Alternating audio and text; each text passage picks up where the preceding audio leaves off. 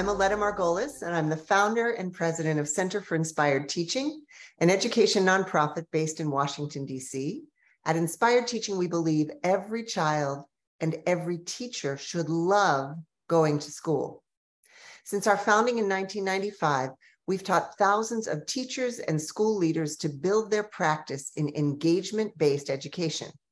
Through intensive in-person fellowships and an array of digital programs and resources, we help create classrooms where students solve complex problems, collaborate, and pursue continuous learning and growth. I'll be joined shortly by today's guest, Trabian Shorters, for a conversation on school connectedness. In a moment, I'll provide some background on that topic, but I want to begin with an observation. If you think of every child you know who is starting or who has started school, we know each individual child is unique. And we know each individual child comes to school full of experiences and talents and potential. Trabian will talk with us about these qualities in terms of their assets and aspirations and their contributions. And as I share the background that inspired us to have these conversations about school connectedness, it's really important that we begin by remembering that every child goes to school with the capacity to grow their 4 I's, and that is intellect, inquiry, imagination, and integrity. That's what school should be all about. So with that in mind, let's look at what's interfering with children reaching their full potential right now. Earlier this year, the CDC released the results and summary of its Youth Risk Behavior Survey. Offering an in-depth look at the mental health of our country's young people, the report identified several troubling trends in teen mental health and well-being. High-level data points include more than 40% of students reported feeling persistent sadness or hopelessness during the year prior. More than half experienced emotional abuse by one adult in the home, and about a fourth experienced hunger during the COVID-19 pandemic. So that information can feel overwhelming for parents and for educators, but at Inspired Teaching, we believe the antidote to anxiety is action. And fortunately, the CDC report also offers possible action items for mitigating the consequences of this mental health crisis, which is what brings us here today. The report specifically calls out the role schools play in making a difference, a concept they termed school connectedness. The CDC defines school connectedness as when students feel that adults and peers in school care about their learning, as well as about them as individuals. This includes a sense of being cared for, being supported, and belonging at school. The report concludes that school connectedness has a long-lasting protective impact for adolescents well into adulthood on almost all the behaviors and experiences included in this report. In May, we held our first live-streamed conversations on this concept. Our guests, Dr. Sarah Ash Coombs, an attending physician at Children's National Hospital in Washington, D.C., and Dr. Tanji Millard, Management Support Director of High Schools in Prince William County, Virginia, offered parents and educators many helpful insights and practical advice for building school connectedness. You can watch these conversations on the Inspired Teaching YouTube channel. And that brings us to today's guest. I'm joined by Trabian Shorters, founder of social impact network Be Me Community, New York Times bestselling author, former vice president of the John S. and James L. Knight Foundation, and a preeminent authority on the cognitive framework known as asset framing. Trabian and I will be continuing Inspired Teaching's exploration of school connectedness, and I welcome viewers to post any questions you may have in the comment section. We'll set aside time at the end of our conversation to answer as many questions as we can. We will also share links to any resources mentioned in the comment section. Welcome, Trabian. Hey, my pleasure to be here. Thanks, Aletta. Trabian, I've known you for years. We are both Ashoka Fellows, and we've known each other for a long time, but I was really inspired to write about asset framing in Hooray for Monday, Inspired Teaching's weekly blog and podcast, and a free resources for tips and tools to support excellent teaching. after hearing an interview with you on this topic. I was so inspired by your words on defining people by their aspirations and contributions rather than their challenges. And this is so important, especially for young people, especially at a time when we who lead schools and teach in schools are very focused, understandably, on making sure that our students don't fall behind in reading, or if they have fallen behind, that we help them catch up in reading and math and social skills. We can get very focused on the deficits, on what our students are lacking, and asset framing can either not be on our radars or seem like, well, we don't have time for that. We got to plug the holes. So we want to hear from you, for the teachers and school leaders and district leaders who are listening today. How can asset framing help us, even when we feel like we don't have time for that? We're in crisis. We got to help these kids make up for lost time. Sure. So thanks for that lead in. First of all, I teach asset framing to heads of major foundations, corporations, associations around the world. And the reason why I think there's so much attraction to it is that asset framing is not about any particular moral stance. It's not about how to be kinder or nicer or any of those things that are just driven by the goodness of your nature. Asset framing is rooted in cognitive science. So what we discovered was, I did discover it, Daniel Kahneman and other Nobel laureates who work in cognitive science, what they discovered was human beings cannot be data-driven. It's something we are literally incapable of. What we are is narrative-driven. Our mental models tell us which data to pay attention to, right? Which information matters and which information doesn't. So if you understand that in reality, we only measure the data that our mental model tells us matters, then we're not data-driven, we are narrative-driven. The narrative matters more than the facts, because the narrative tells you which facts to pay attention to. So if you understand that, then the question of which narratives are we operating out of, what are our mental models, right, becomes hugely important, because we literally see what we look for. Human beings literally see what we look for. So asset framing is about the cognitive science of our social behaviors, right? Now, if we understand that, then what we realized is when your associations, when the narratives that are most easily accessible by your mind are primarily negative ones, then you innately treat whoever's at the center of that narrative as threatening. It is not a decision. It is not a choice. It is a physiological response to something where the threat value or the negative value or the potential problem value is easy for your brain to recall. When that happens, your body says, oh, what can I do to avoid this threat? What can I do to reduce this threat? What can I do to eliminate this threat? We call it avoid, control, kill. And this shows up in all kinds of issues, across human beings. But when you think about how we relate to our children, if what we know about our children, if we prime our mind, right, the first thing that comes to our mind is something about a gap, a deficit, a failing, a lack, a need, an inability. If those are the first things that come to our mind, we don't code that child as familiar, as one of us. We code that child as potential problem or current problem. And so we must first address their problematic nature before we can make them one of us, which means our relationship to them is actually it's the same relationship you have when you discover a spider crawling on your floor, or, that's actually the initial shock is, oh, spider, we got to do something about the spider, right? And so you can avoid the spider, you can control the spider, you can kill the spider, right? But you have to address the spider first before you can think about anything else. And so what the science shows us is when you relate to people that way, you get a certain level of response.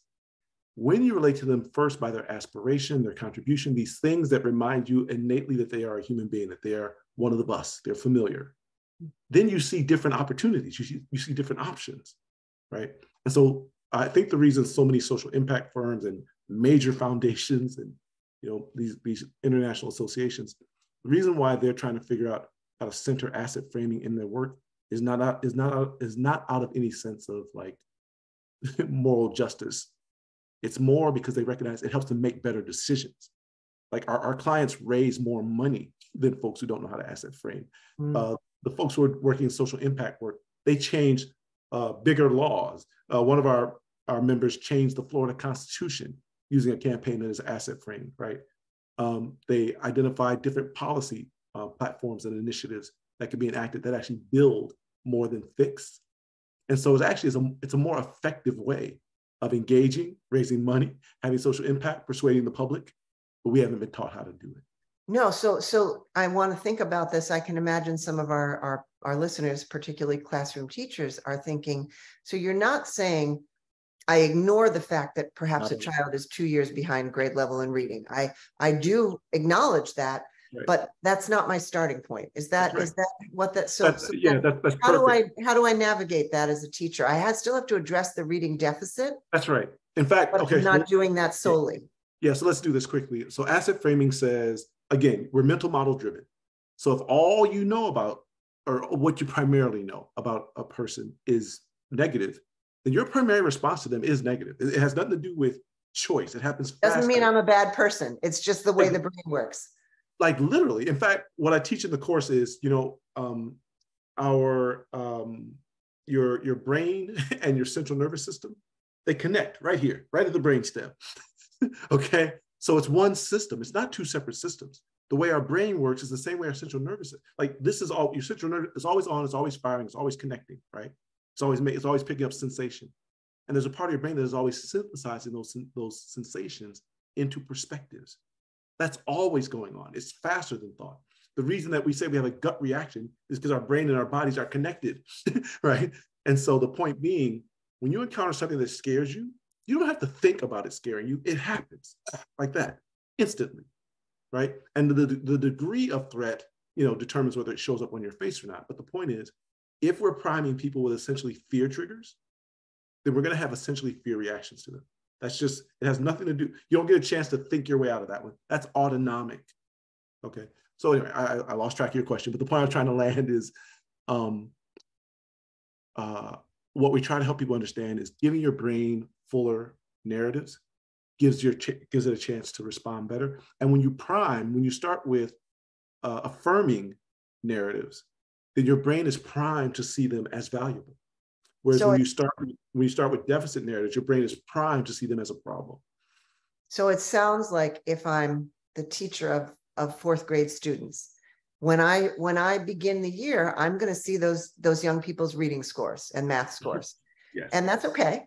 But it may not be what I would hope them to be. But in that case, it sounds, and so often in schools, we operate from a place of urgency, but I would argue it can slip into panic, which is not where most of us do our best work, as you're describing. So if I start from a place of urgency / panic, it's day one, Trabian, you're behind in reading. We're going to get your reading scores up. Right. I've missed the opportunity to get to know you as a full person.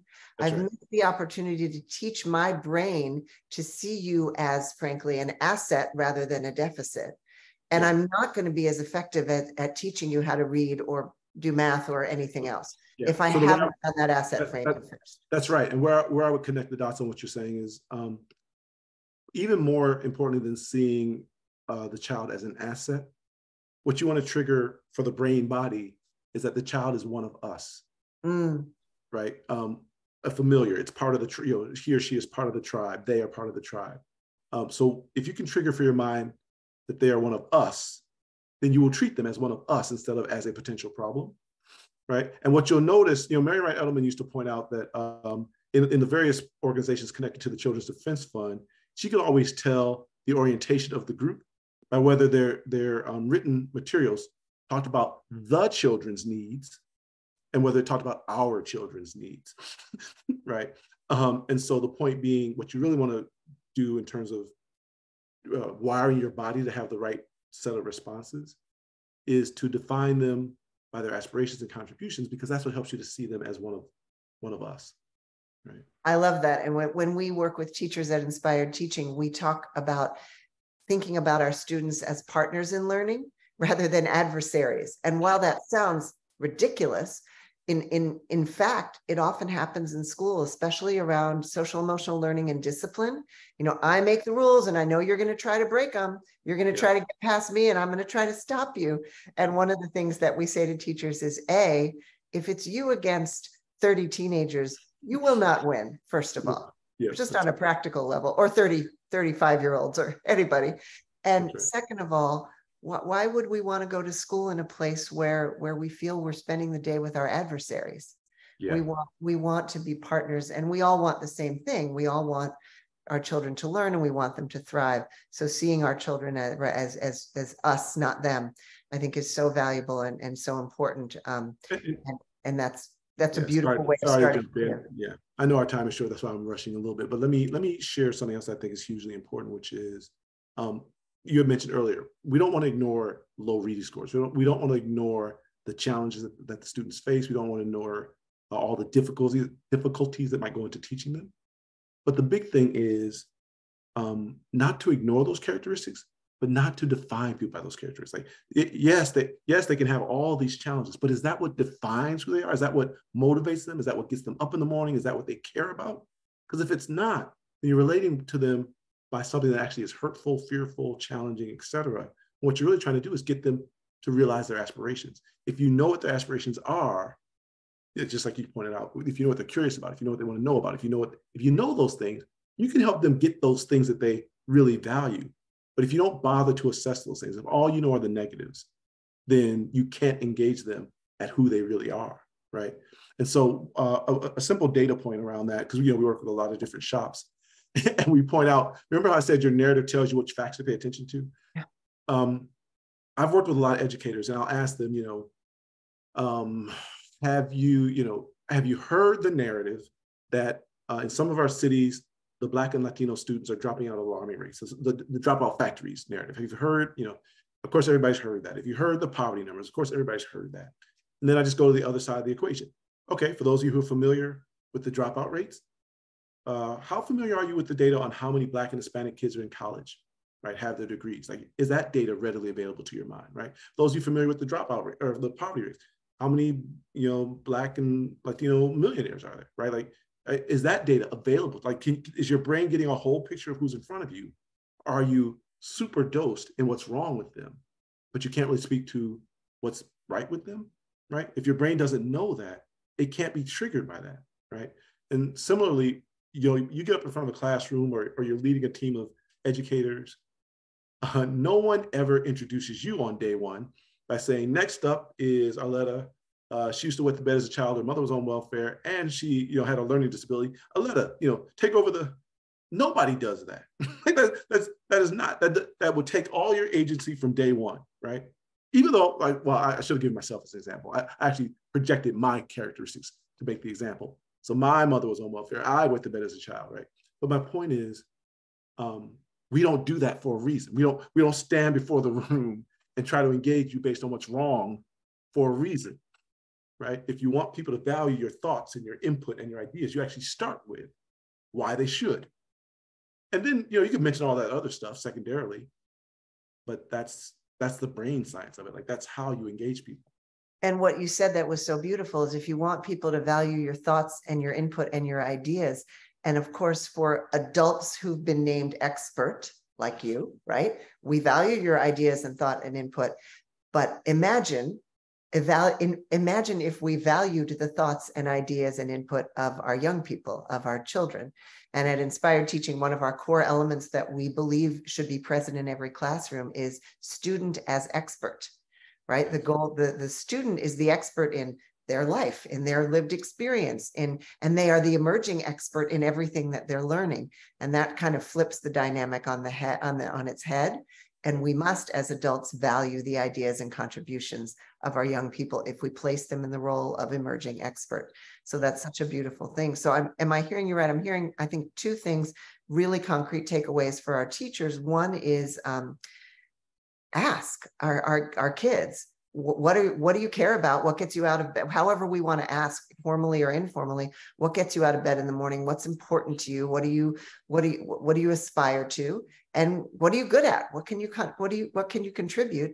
And then the other thing I'm hearing is be very deliberate in surrounding ourselves and educating ourselves with a variety of data points. Sure, look at the problems, but perhaps for every low reading score, look at something that's going to pull my brain in a different direction about, particularly for Black children or Latino children there tends to be so much data showing the struggles that they have. Make sure that I, the adult decision maker, have an equal share of data that helps me realize the potential and the brilliance of my students or of whatever group of people I'm working with.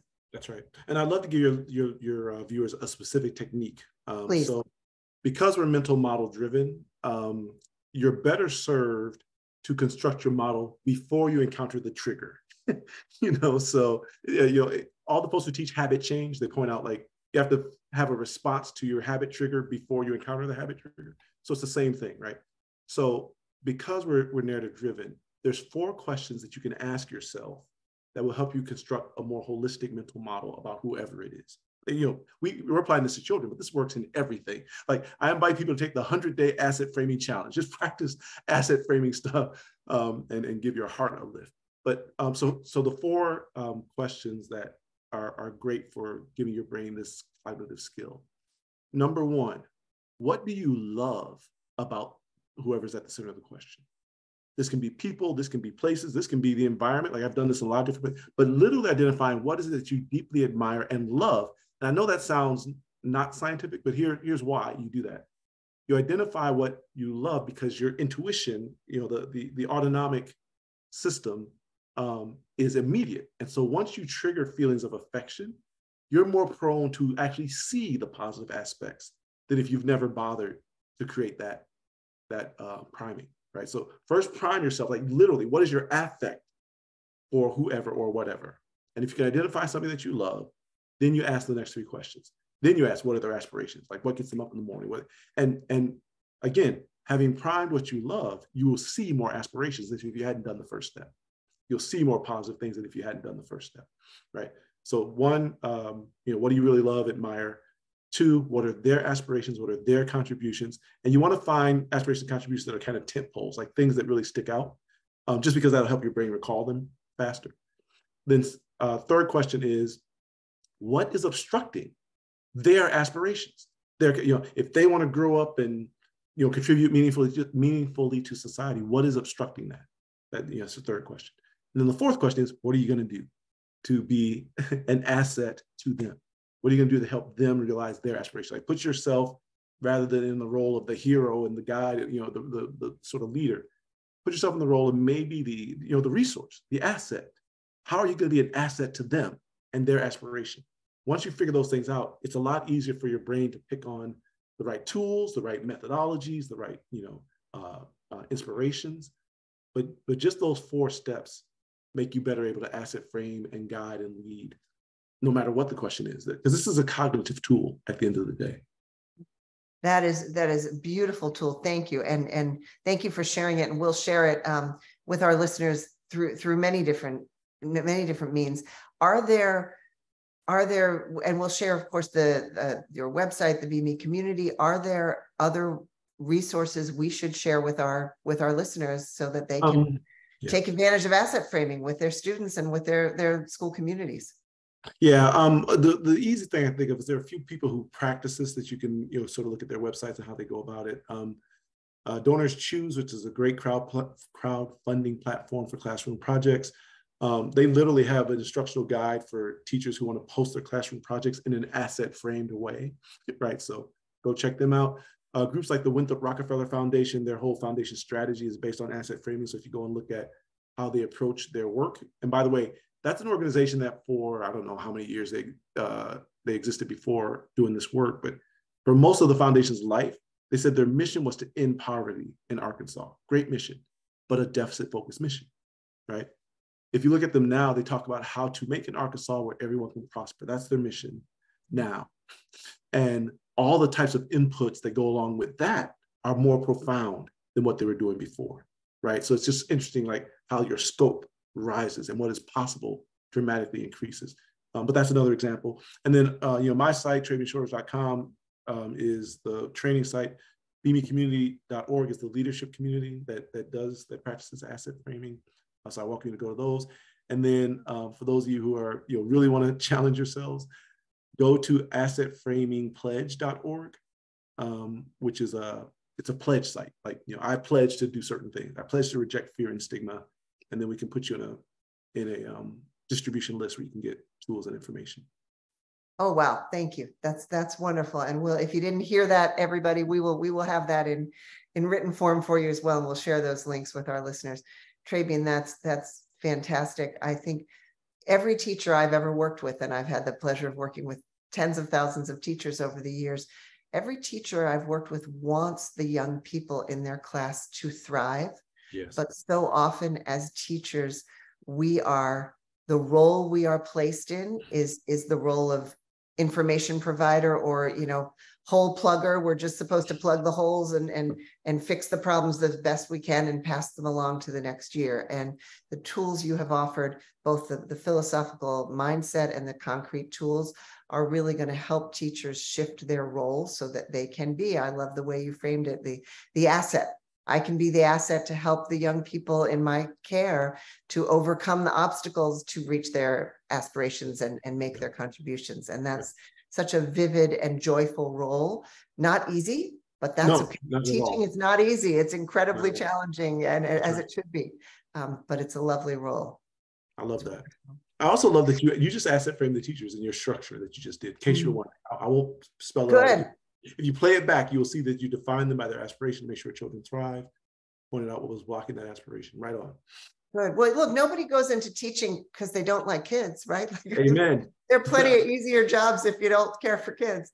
We all go into teaching because we want to see kids thrive, but we get tripped up by our own obstacles. And I think having those tools will really, really help us. I'm delighted to be able to share them with our teachers and school leaders and district leaders and parents and other listeners today. And as we close up, I want to thank you, Trabian, so much for joining us, and let our listeners know we will share all the resources that Trabian mentioned. Inspired Teaching also offers some great tools and other resources for building school connectedness. And that includes our recent ABCDE of Learner Needs Guidebook, which is a detailed research-based, standards-based treasure trove with specific guidance and concrete action steps for teachers, school leaders, parents, and all thoughtful adults who want to make sure the children in their care can thrive. We also offer monthly online professional development workshops for teachers and school leaders, and those are free. We also offer the previously mentioned weekly blog and podcast, Hooray for Monday, which includes an array of insights, strategies, and activities sent to your inbox every week. Thanks so much to our audience for joining us this afternoon. We hope you will return next week, Tuesday, August 22nd at 12:30 p.m. Eastern, for another conversation on school connectedness. Our guest will be Ann B. Friedman, a longtime educator and founder of the Planet Word Museum in Washington, D.C. You can learn more about Ann and RSVP to attend on the Inspired Teaching website, www.inspiredteaching.org. Thank you so much for joining, and have a great day.